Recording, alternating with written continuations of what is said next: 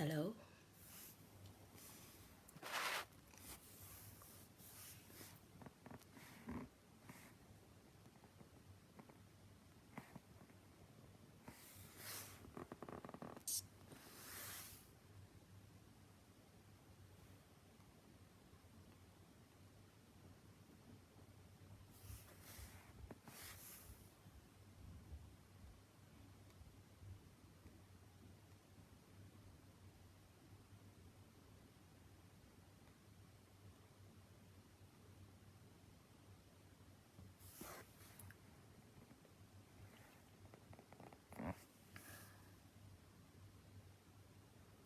Admin Wange, I can see my admin. Welcome. Admin, can you confirm that you can hear me? Senteza, can you confirm online that you can hear me?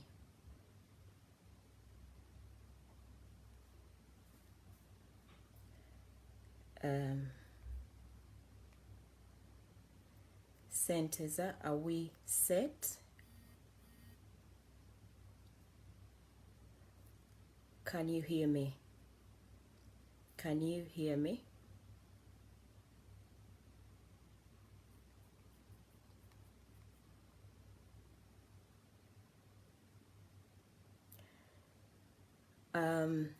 Great. Ladies and gentlemen, for those who have been following us, we are Mind, Body and Soul. Always glad to reach out to you in regards to mental health, and this is our first live video. Most of our communication has been via audios, and that information jetubawa ku YouTube. I can see a few people watching. Auntie Fatima from Dubai, greetings. Senteza from Uganda, welcome. Ade Sonko. Nga tukyalinda abalala because this live starts in about 10 minutes. Share, sharing with your friends. Muba welcoming bajje ku Mind, Body and Soul tusobole sharing. Sharing is powerful, so share with your friends. Mujje tutandike okudiscussing of mental health. Admin waffe Senteza, could you invite people, as many as you can, so that we can share? Tubadde tusharinga naye nga we've never gone live, and we've realized that there's a lot of questions. There's a lot of questions coming through ano ku WhatsApp, and these are some of the questions bye tugenda okutakolinga leero. Share. Come and join us, as many as you can, and we share. Trisha Penny, welcome. Rovisa Wanje, welcome. Keep sharing, Mind, Body and Soul. Tujja kutandika, we still have 10 minutes to share. Share with your friends. Tujoininge twogere ku kigambo kya mental health. Let's talk about mental health. Let's talk about mind, body and soul. Ebituleetera obulwadde bwa mutwe, it's not necessarily the theories that we know about, but even physical health. Kati, we are going to talk a lot.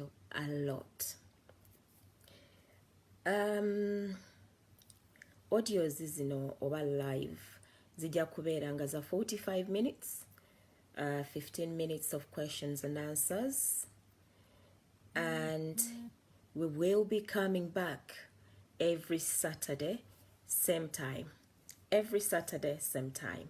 So we will be live every Saturday, same time. It will not only be mental health practitioners, abamanyi obulungi, I'm a mental health practitioner for 15 years in NHS here in England.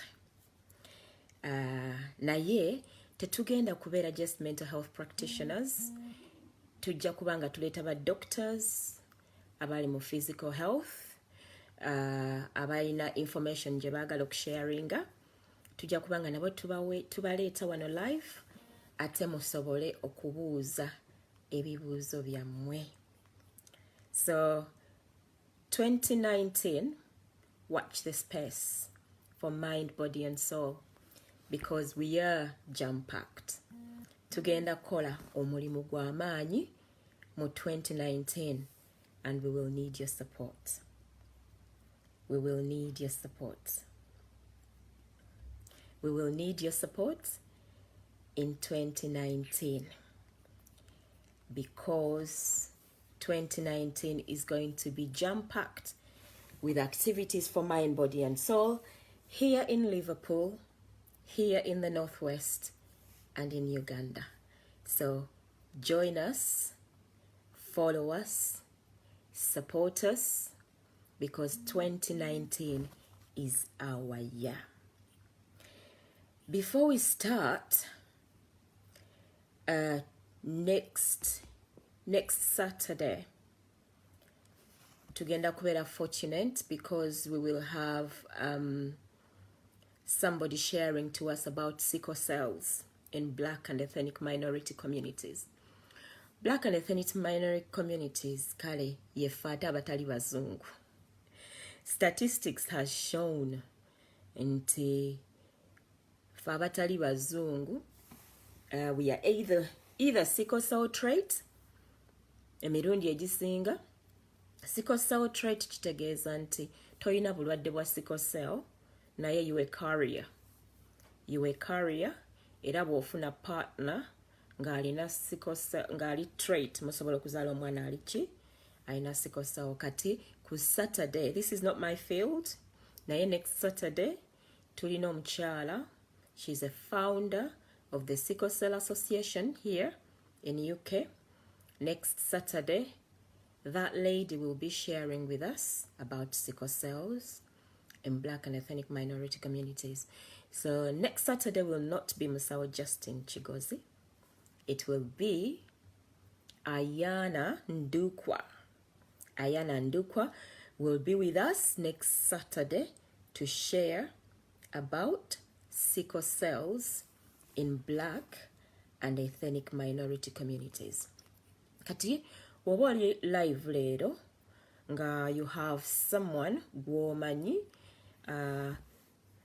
alina sickle cell problem oba ali trait, ng'omumanyi, osobola ate okumugamba nti we will be sharing here next week.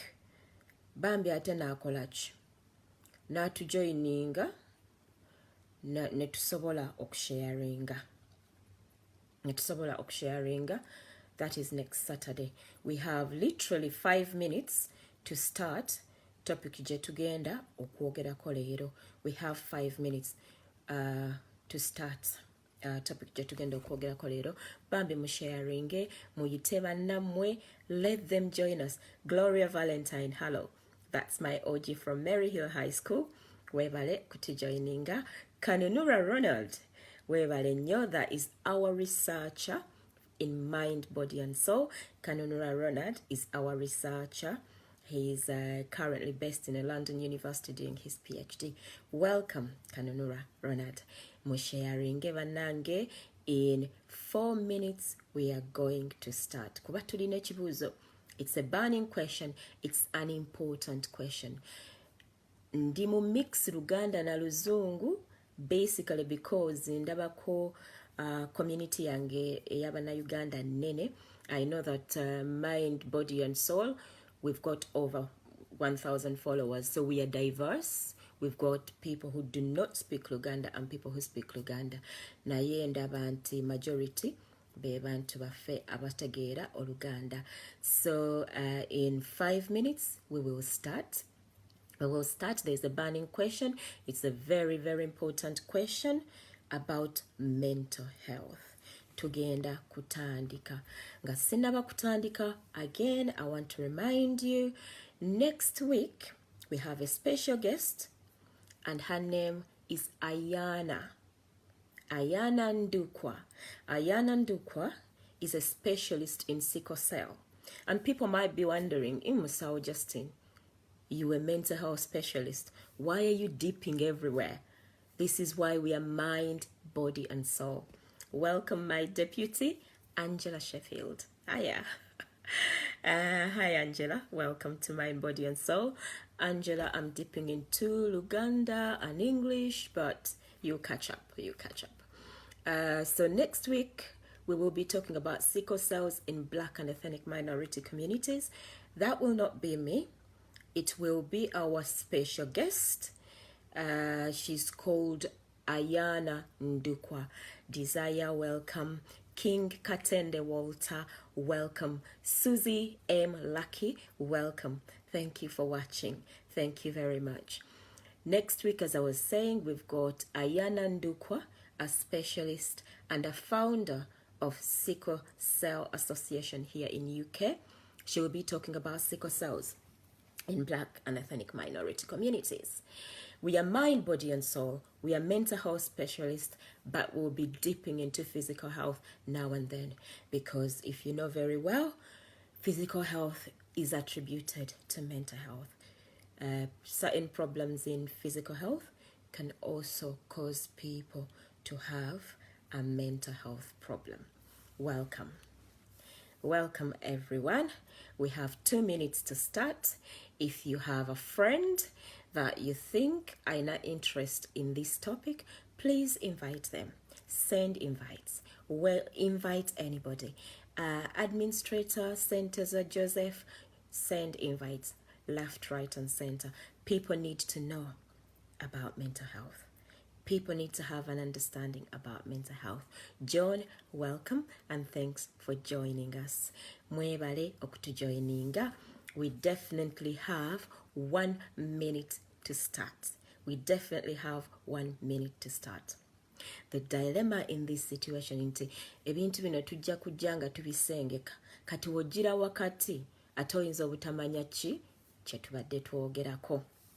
Kakati woba osobola yita munnoowo asobole okutujoininga live as we talk about mind, body, and soul. Thank you very much. This is our first live. Most of you followers Vange ku Mind, Body, and Soul, you've been listening to my audios. My audios are in Luganda. Ngezaako to reach out to that community so that we have a good understanding of mental health. Ngawe mbagambye, I've been a mental health practitioner for 15 years in NHS. It feels like I've become part of furniture, but it's a very interesting career. My passion for mental health is important and is the reason I do what I do. We know and we found out that mental health in Black and ethnic minority, we tend to treat it as a myth. Tulowooza nti tekituuka waka paka nga kitutuuseeko, ate we kitutuukako tufuna obuzibu kuba tuba tetulina knowledge eyo. So what we are doing in Mind, Body, and Soul, we are sharing the knowledge with you so that when it gets home, you know exactly what to do and how to treat it. Our first question today has come via WhatsApp. As you know, confidentiality is a big thing in our Mind, Body, and Soul community. Committee yaffe confidentiality kintu kikulu. Question yaffe olwaleero era kye tugenda okwogerako, bipolar in young people. Preparation yange yabadde yakwogera ku addictions. and mental health. But I've received a burning question today that I think I need to deal with. The question is about first onset of bipolar in young people. Omuntu ekibuuzo kyambuziza ambuziza nti Musawo Justine, lwaki abaana abato batera nnyo okubeera diagnosed with bipolar oba bali kumpi kola bigezo oba during those teenage times? Lwaki batera nnyo n'owulira ng'omwana wo abadde preparingira ebibuuzo ne bakubira essimu okuva ku ssomero nti omwana abadde agenda okutuula ebibuuzo n'atabuka omutwe? Why that moment in time? Kati oyinza ogenda omusawo n'amwekebejja n'akugamba nti omwana ayina bipolar disorder. Research yenna alaga nti bipolar disorder onsets zitera nnyo okutandika mu baana nga bakyali bato naye ne zibeera diagnosed mu teenage time. What really happens during teenage times? That's when people tend to get their first onset of either mental illness or bipolar.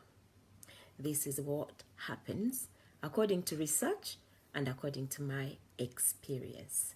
Welcome, Ryan, Ezra, Timothy Semanda. Thank you very much for joining us. We are talking about bipolar disorder in young people. Lwaki abaana abato babeera nga bagenda okukola ebibuuzo byabwe ne bagamba nti omwana akoze ki? Atabuse omutwe. Quite a few things happen ng'omwana atandika okula. Hello, Brenda or Brandy. Welcome. Thanks for joining us. Bipolar and an onset of bipolar disorder tends to be diagnosed during teenage days. Lwaki abaana abo bagezaako nnyo ba diagnosing of bipolar during teenage days? Emirundi egisinga symptoms ezo zitandika gradually ng'omwana akola ki? Akula. But because omwana oyo akyali muto, they are quite minimized or not recognized. Symptoms ezo zitera okubeera omwana nga ye bw'anyiiga tanyiiga na mpola mpola, anyiiga from 0 to 100. N'anyiiga ennyumba n'agismashinga, TV n'asmashinga, glasses n'asmashinga. And most of the times as parents we are likely to say bannange omwana oyo ayina eddalu oba omwana oyo najja kuba mukambwe. But those are very small things z'obanga okola ki? Otandika okurecognizinga. Wabeerawo symptoms abazungu gye bayita euphoria. Euphoria is a situation nga omuntu ayinza okuzuukuka nga they are extremely happy. But there's no trigger for them to be happy. Naye nga bali extremely happy. Nekifuuka euphoric in that they are too happy. No way buuza, omuntu ono kye kimusanyusizza olunaku luno. Kale nga tolabawo trigger yonna naye nga ye awulira essanyu. Kweganga omwana oyo ebintu bye abikola in extreme. Taina process to follow it through. Everything is in extreme. Kati ebintu ng'ebyo otandika obimonitoringa ng'omuzadde when a child is doing things in extreme cases nga ye taina middle ground. Otunuulira nnyo concentration rate y'omwana. Abaana abasinga tasobola concentratinga for 15-20 minutes nga concentratinga ku ekyo ekintu ky'alina okukola. Nawabeera mu klaasi yasuna banne, yazannya, yakuba teacher chalk, that kind of behavior okitegeera. Kaakati emirundi egisinga tukignoringa like omwana oyo mulalu, omwana oyo alina effujjo. But actually those are very tiny symptoms. Z'olina okukola ki? Okumarkinga ng'omuzadde. No laba nti you get a way of containing it. How do you contain it? Otandika okwogerako n'omwana wo to explore right behaviors ezikola ki? Zibeera bwezityo. Thank you, Desire Kwagala. You've always been team Musawo Justine. Thank you, dear. Otandika okumonitoringa ebintu ebyo. naye kati mu zino ensi eziri developed abaana baffe bateba badiagnosing ne ADHD. Research asinga alaga nti bipolar symptoms in young children are actually misdiagnosed as ADHD. Kuba bifaanagana nnyo. ADHD is attention deficit disorder.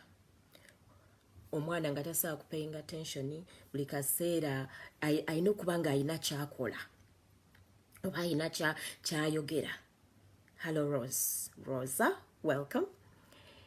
Kakati in most cases we zibeera misdiagnosed ne zibeera nga attention deficit disorder mu baana.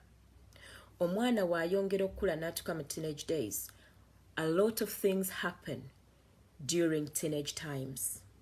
During teenage times, there's a bit of pressure from the society ku baana.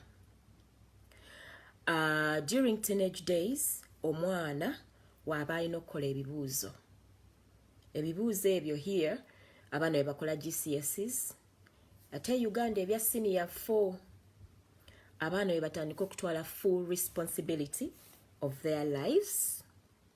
By the way, while I'm doing these live videos, abayina information ku topic gyenjogerako, you can chip in. Desire ndaba comment yawo. Musobola chipping in. Desire agambye mental health is real, but like you have said, in black and ethnic minority communities, it's taken as a taboo. Thank you. Desire actually very important ekyo. Kati okuddayo kweri topic nga tugamba nti bintu bingi ebi happening during teenage times.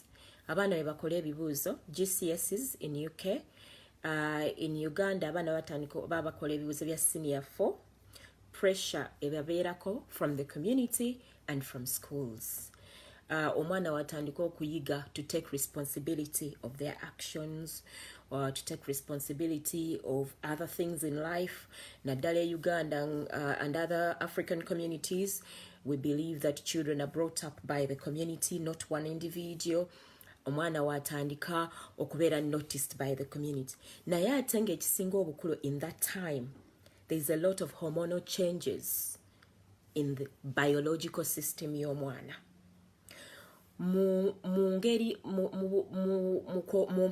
Mukiteeka in a very simple way. Hi Becky, welcome. In a very simple way, during that time, omwana aba are developing biologically.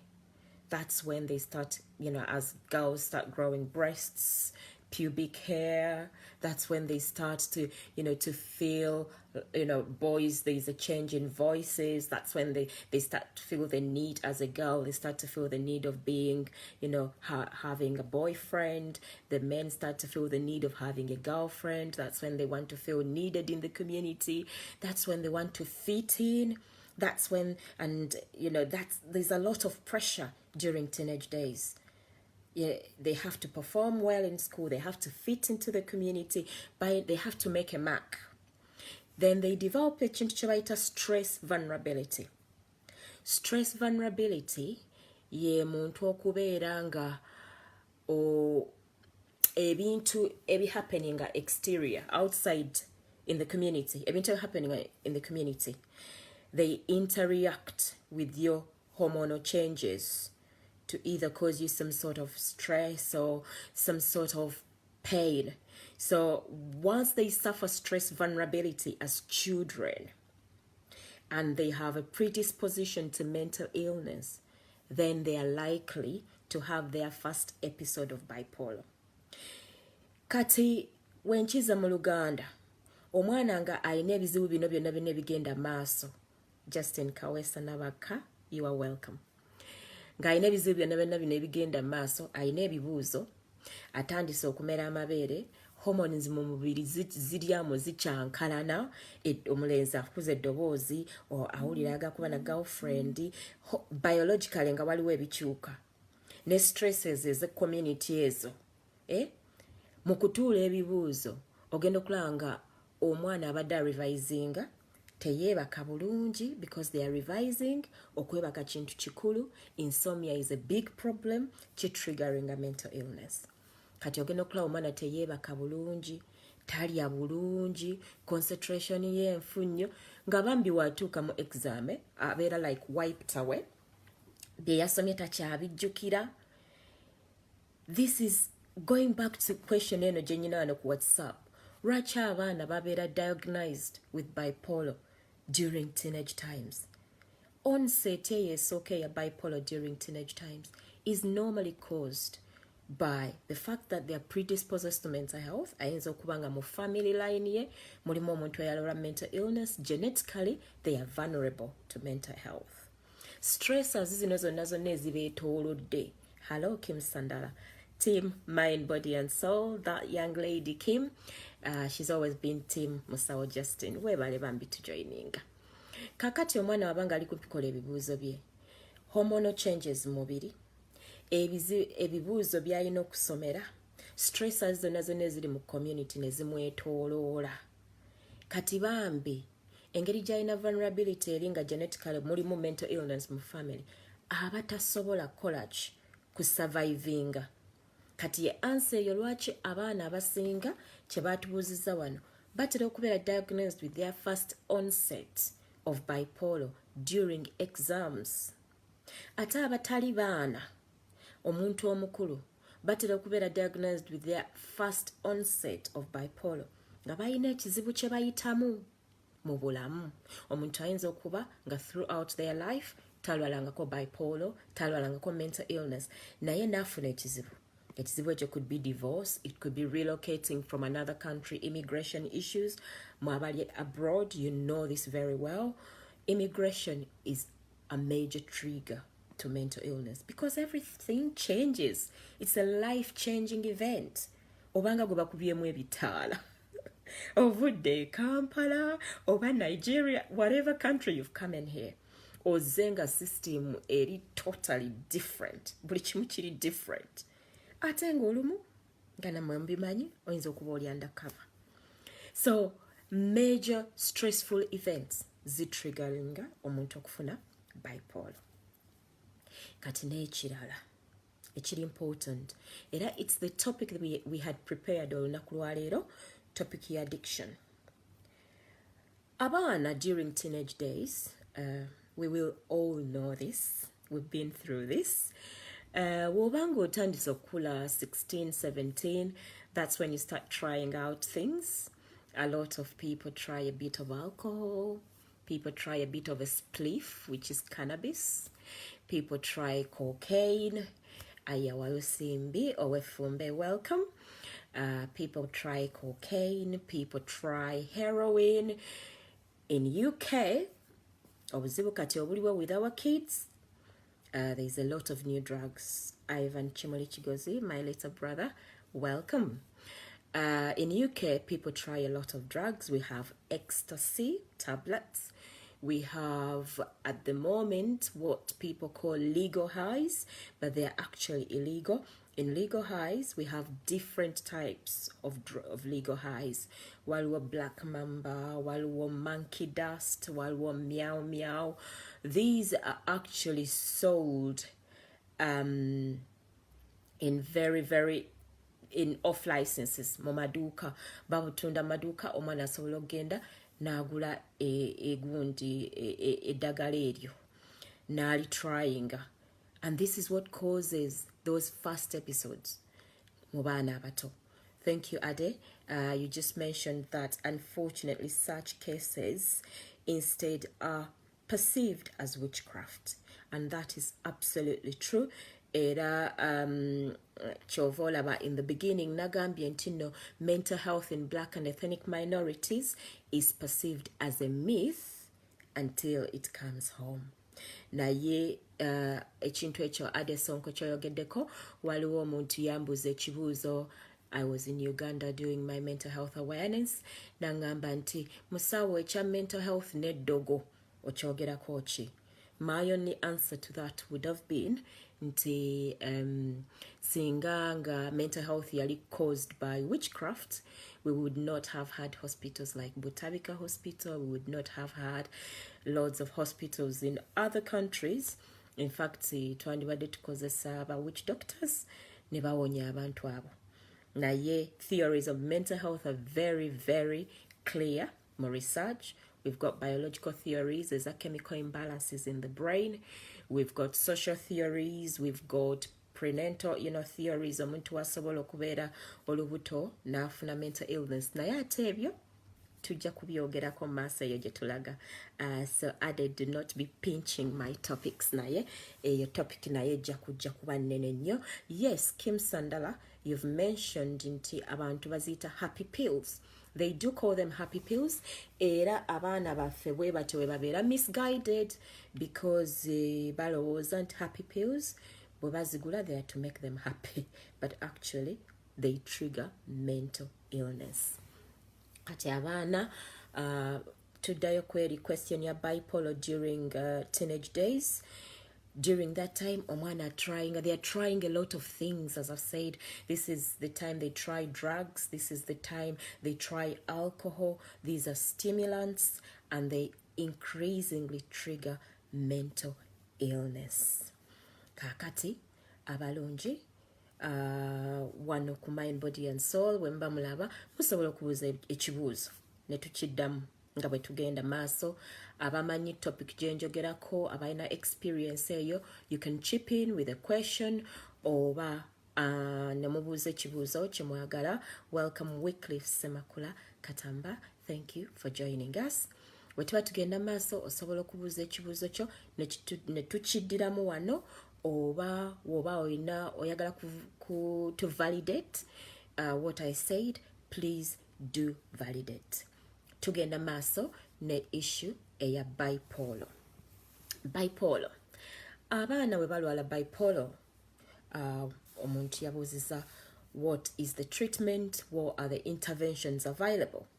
Here on Mind, Body and Soul, twabasuubiza nti Mind, Body and Soul is made up of psychiatrists, nurses, abasomedde wano here in the UK.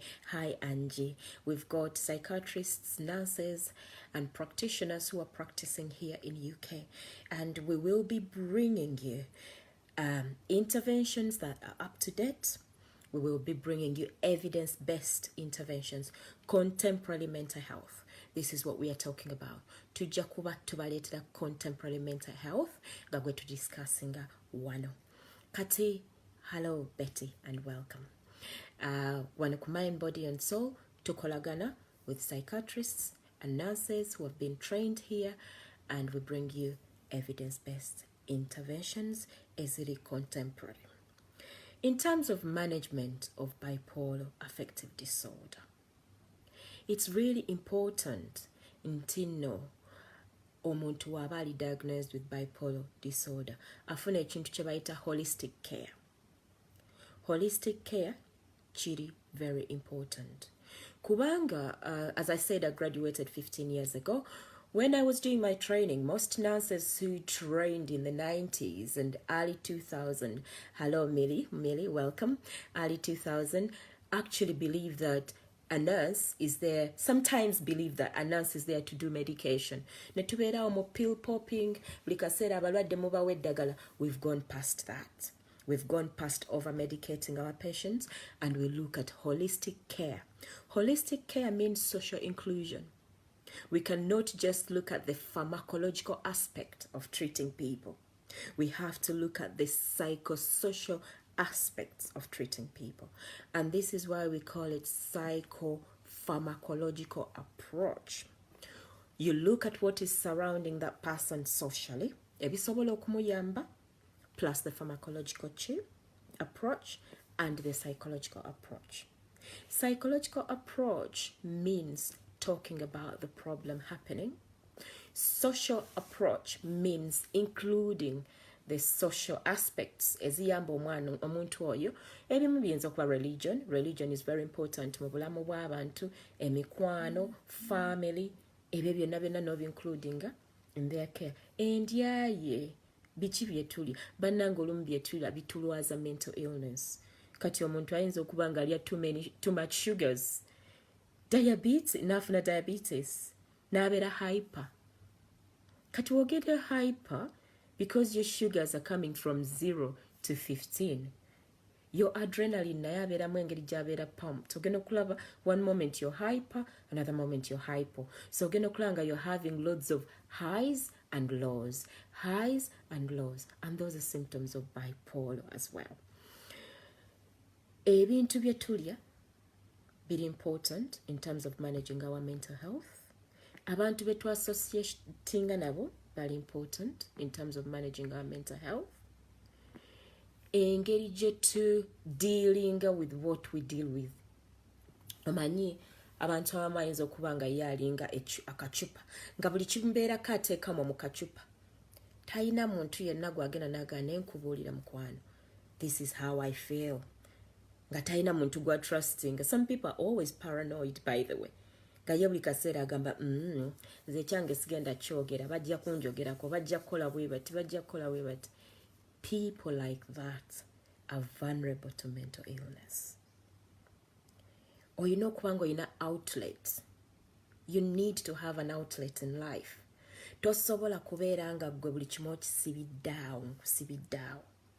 So in terms of psychopharmacological approaches to managing mental illness, yadde abasawo bakuwa eddagala, olina okubeera nga holistically ogendako mu gym, okolako ku yoga, okutambulako, oyina outlet engeri gy'oreleasingamu ebizibu byonna bye tuyitamu mu bulamu. Ekyo we kiggwa, olya mmere ki? How do you cook? What do you eat? That is important. Some people just eat junk food and fizzy drinks. Are you eating your fruits, your vegetables? Are you drinking your water? Are you eating your fish? Omega-3, an important aspect of our brain formation. How much red meat are you eating? Red meat is important, but also crucial that you don't eat too much. Nuts, Brazilian nuts, monkey nuts, ebinyeebwa. Ng'olyako ku binyeebwa, n'ofuna natural oils. Olives, n'olya ku olives. There's a question from Kim Sandala. What contributes to the genetic cause of bipolar? Kim, genetics is your formation. Nga mu bimpimpi family tree yo. Gy'ovudde. DNA yo, DNA composition yo. Era emirundi egisinga genetically from the paternal or maternal side we mubeeramu omuntu alina bipolar. Oyinza okusanga because those people are part of your genetic composition. Obeera n'ekintu kye tuyita vulnerability to mental illness. Kubanga your DNA formation erichi omusaayi gwo mu layini mwe guva mulimu ekintu ekyo, ate abazadde baffe or aba great grandparents baffe, they were very clever in terms of ancient mental health. Ancient mental health during the Roman times identified a situation like that. People will remember that in most cases when you're getting married in Uganda, they will ask you, oh, from which family is your partner? And they will do some research. And when they find that somebody's committed suicide in that family, they will come back and tell you. Because while they do not have the written evidence about mental illness, it was factual that the Roman times people believed in terms of genetic predisposition to illnesses. Kyovola bawoba mu family nga paternal side, maternal side mulimu ebintu nga sukaali, era nawe olina okwegendereza. Wembeeramu ebintu nga cancer, olina okwegendereza. So it's just DNA composition. Your DNA composition will be vulnerable to that, to bipolar. Angela Sheffield, you just mentioned that such a wide range of very informative subjects shows a passion for mental health and well-being, giving great insight. Thank you, Angela Sheffield. I appreciate your input in this. So in terms of genetic predisposition, wabeera ne genetic vulnerability eyo, obuzibu awo we bujira. And this is how you need to be carefully monitoring these things and being able to understand